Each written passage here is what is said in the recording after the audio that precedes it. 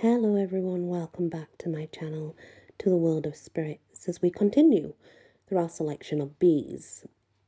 I'm not going to do them all because there's thousands upon thousands. I'll just do some, just not all of them guys, but anyway. Bloody Mary. Bloody Mary is also known as Mary Wells and Mary Worth. Bloody Mary. Repeat the name 3 times in a darkened bathroom while looking in the mirror and something weird, bad and creepy happens. That's the gist of an urban myth associated with slumber parties. Although many scoff, others claim there really is a Bloody Mary, and that these experiences are true. The myth has not died but continues to evolve. It's a game of hoax, or is it a ritual? There are variations from the basic version. Some say it must be done at midnight. One must twirl around while calling. Some recommend sprinkling water on the mirror or coating it with ocean water.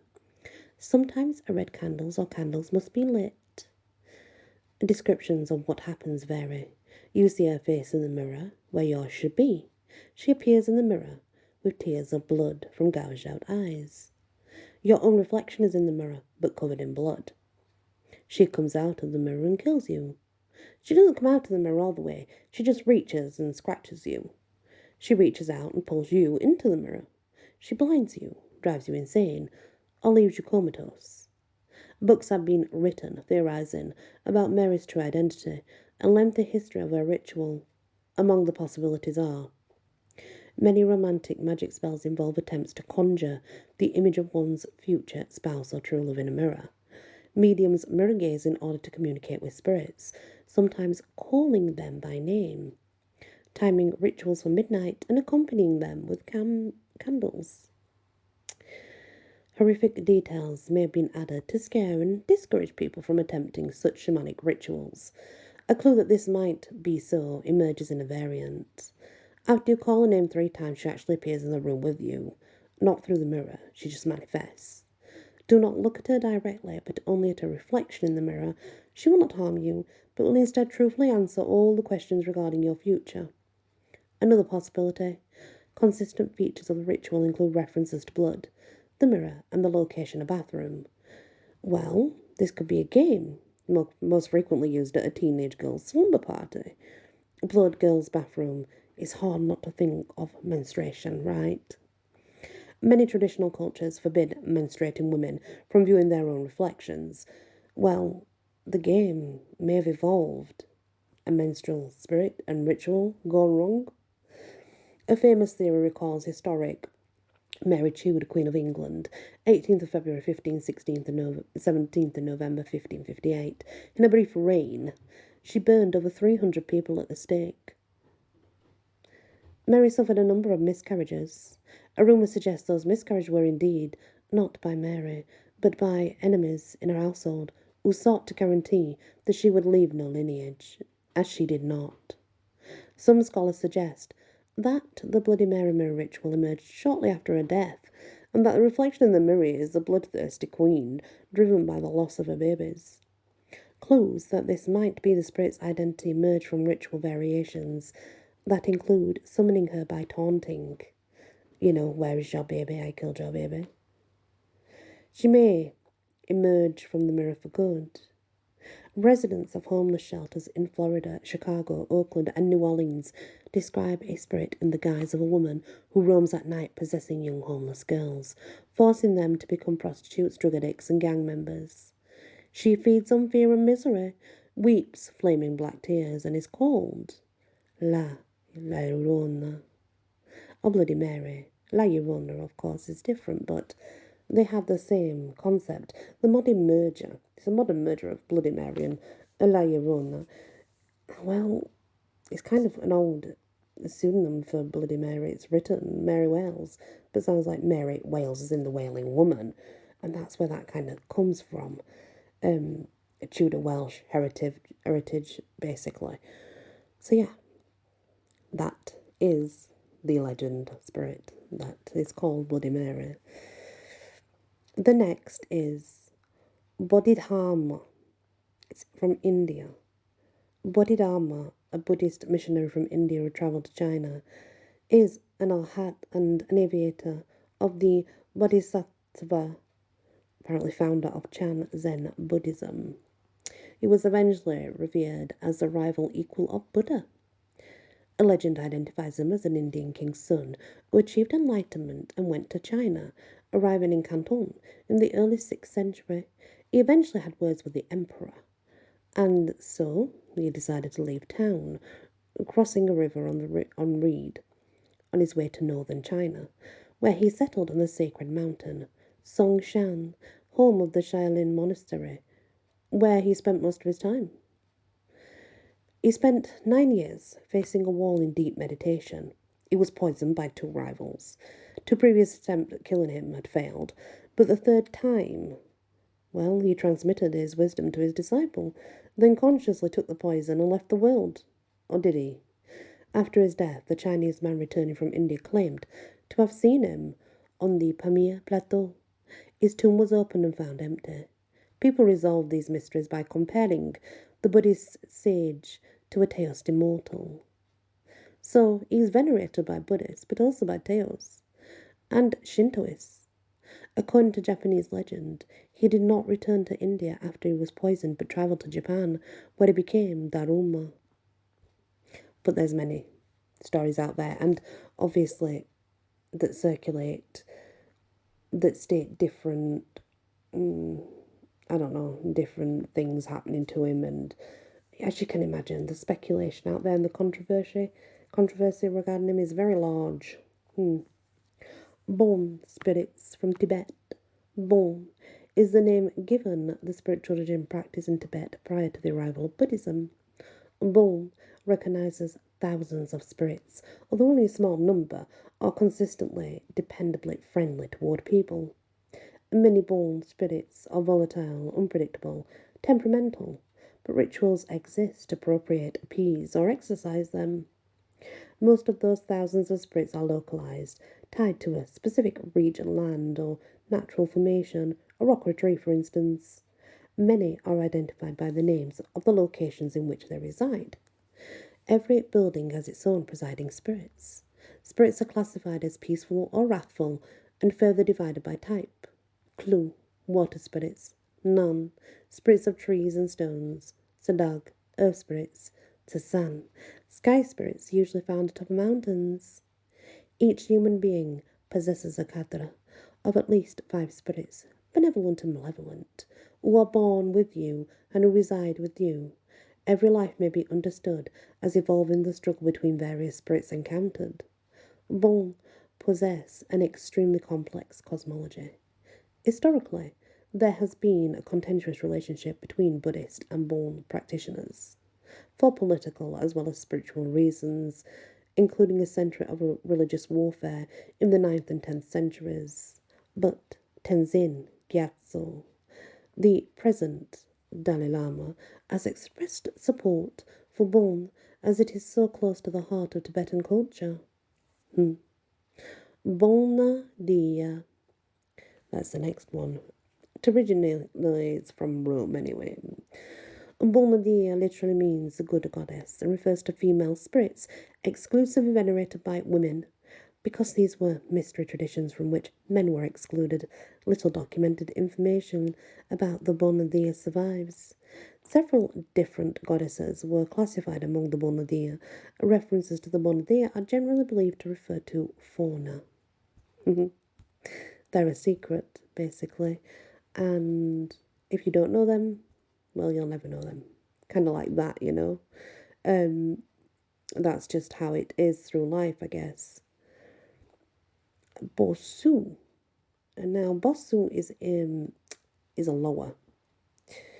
And the spirit of primal male vigour, usually manifests in the form of a 3-horned bull, is a spirit of masculine life force, similar to that other sacred bull, the Baal.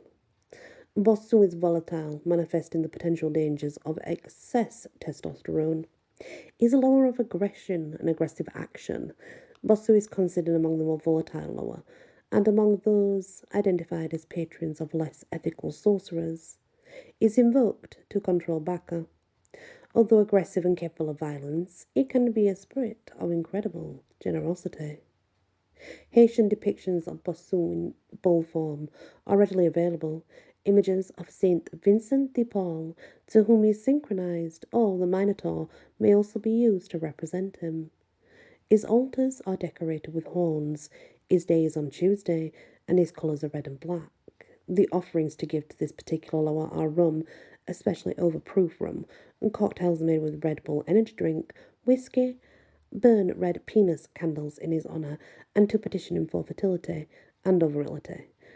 Feed him fried beef or steak, add Tabasco sauce to his food. Other hot sauces may be substituted, but Tabasco is, well, it's his bottle, it's his favourite, you know? It's what he likes the best. Brag Serin Mo is Tibetan. Tibet. Brag Serin Mo is Tibet's mother goddess and ancestress. She lived in the mountains where she became romantically involved with a monkey god. Their children became the Tibetan people. Post-Buddhism, Bragsin Mo was identified as avatar of Tara. Bran, Welsh. Bran is so big, no house can contain him. He owns a cauldron that can resurrect the dead, although they will not regain powers of speech. He walks across the Irish Sea to rescue his sister. Bran is king, a hero, and a potent oracular guardian spirit. Bran, fatally wounded during the altercation by a poisoned spear, commands his 7 surviving heroes, including his brother Manawydan, to cut off his head, carry it to London's White Mount, and bury it there to guard against foreign invasion. The men do as he asks. But the journey takes a while. They spend 7 years in Harlech, Wales, and more time elsewhere. In the meantime, Bran's head continues speaking with his men. Finally, they recollect their mission and bury Bran's presumably still conscious head facing the European mainland. Bran's myth was set to paper by later Christian commentators who transformed a beloved deity into a hero. Bran is invoked for oracular advice and for protection. Sacred is sacred bird, so Bran literally means raven or crow, so that would be the sacred bird. His sacred site, the Tower of London, is allegedly built over Bran's head. Legend has it that if the tower's resident ravens ever leave, the kingdom will fall. The tradition itself is sometimes associated with Bran. You cannot possibly feed him enough. His capacity is endless. Build him an altar, perhaps in conjunction with his siblings. Protect and feed cows and other members of the corvid bird family in his honour. Yeah, there's lots of stories out there regarding Bran as well. So you should definitely go look at them if you're interested. So we are going to do more of what I perceive as a goddess now, but you have to remember that goddesses, they are spirits. Now they are anyway. They're our ancestors, but they're seen as in spiritual forms, right? So Brigid. Fiery Arrow, the Bright One, Lady of the Shores, the Ashless Flame, Moon-crowned Queen of the Undying Flame, also known as Bride. Origin, Ireland and Gaelic, Scotland. Her feast is the 1st of February. Brigid or Brigid is a great goddess of healing, music, poetry, prophecy, and smithcraft. She's a matron of artisans, artists, and livestock. Brigid presides over the production of ale.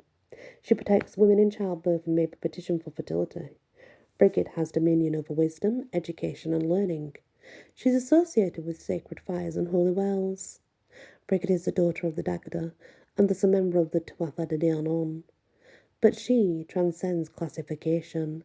She's a symbol of Ireland, emblematic of the modern Celtic revival, among the most beloved spirits of the 21st century. Brigid is a master shapeshifter. Not only is she able to change the physical form in which she manifests, but she's able to transform herself to meet the needs of her devotees.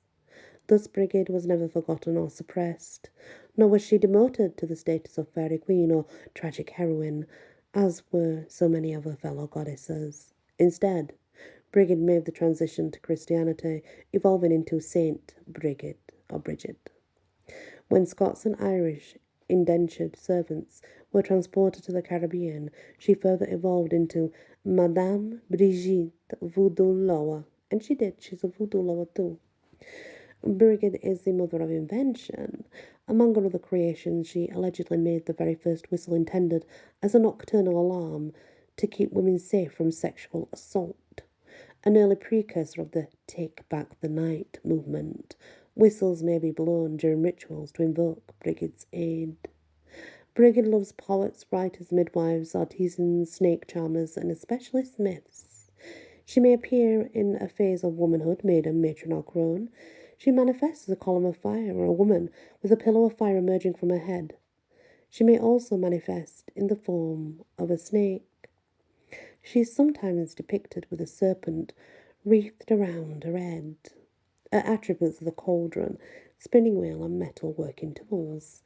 Her elements are fire and water, and her animals pure white bulls, a white cow with red ears, horses, wolves, pigs, and snakes. Her bird is the swan or the vulture. Her tree is oak. Her number is 9, 3 times 3. Her time is Imbolc. Celebrated on the 1st of February is the festival of the new beginnings and Brigid's birthday. Brigid is also venerated in other parts of Celtic world on the 13th of February. Offerings to Brigid should be blackberries, works of creative inspiration, eggs, ale coins, like candles in her honour. In some parts of Ireland and Scotland, it was traditional to leave offerings of food or grass on the doorstep for Brigid's cow. A cow may be placed outside the window as an offering to Brigid on Imbolc Eve. A basket made from rushes, known as Brigid's bed, is placed near the hearth, often with a phallic-shaped wand placed inside. And, we do have a Madame Brigitte. She is a lower and she's Haitian, but Madame Brigitte, in that sense, is the spirit queen of the cemetery and the whole spirit world when it comes to lower.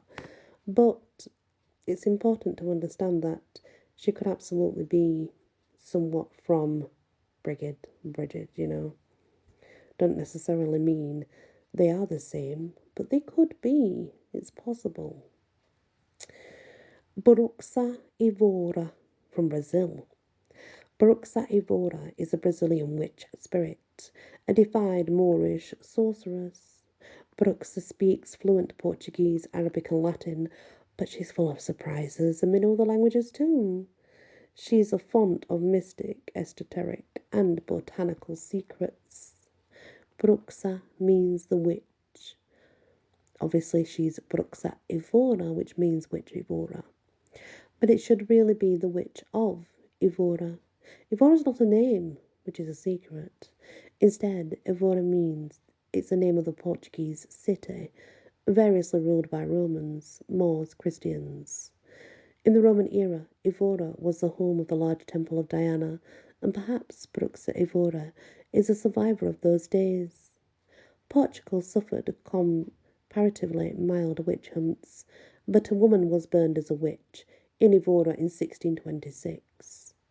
Bruxa Evora is the matron of those who practice magical arts. She is petitioned to oversee the spell process for magical instruction and information. She can manifest in many forms, and she will choose the form in which she manifests, of course. Her colour is red. Sacred animals are goats, cats, and she has a big black cat named Luzbel. That's her familiar. You can burn red witch candles in her honour, rum, cigarettes, and magical tools. She also likes. So yeah, she's another interesting one that I always like to sort of listen about, because when it comes to witch spirits, they're my favourites. Whether they're good or bad, it doesn't really matter to me. What matters is learning about them and deciding what you want to believe, right? Everybody's different, so we kind of make our own choices. The next is Burak. Al-Burak is a winged white horse, bigger than a donkey, smaller than a mule, with the crowned head of a beautiful woman and the wings and tail of a glorious male peacock. Al-Burak is the mount on which the Prophet rode on his flight from Mecca to Jerusalem to the seventh heaven. Her origins are unclear. Some scholars speculate that she is related to ancient spirits of Mesopotamia. depicted with human heads on large animal bodies. She may be some sort of angel. Historically, images of Al Burak are mass produced, so they're really popular. This is highly unusual in a culture that usually discourages any sort of visual depiction. Her image serves as an amulet for personal safety and to fly over obstacles. In Pakistan, buses are ornamented with images of Al Burak in hopes she will provide safety. In Muslim West Africa, merchants post images of Al Burak in hopes that she will serve as a vehicle for miraculous business and, success and all that and progress. Her image is thus used in a similar manner to that of Mami Waters and Listerine elsewhere. Airlines in Indonesia and Libya are named after Al Burak, as she is an Islamic great god. In Sheba, Walter Crane's comic book series, Al Burak meets and mingles with ancient deities of Egypt. And that is the spirits that we're going to do in B. We're not going to do any more, even though there are so many more. But I'm just going to sort of select some, do those, and move on to the next. Because, like I said, there's thousands. I don't think you want to know about each and every one. I could be wrong. And if you do, there's always time to go back and do that. Absolutely. But for now, I will keep it to the ones that are most interesting, I guess. Please hit the like, share if you can, and if you've not yet subscribed, please consider doing so. Many blessings.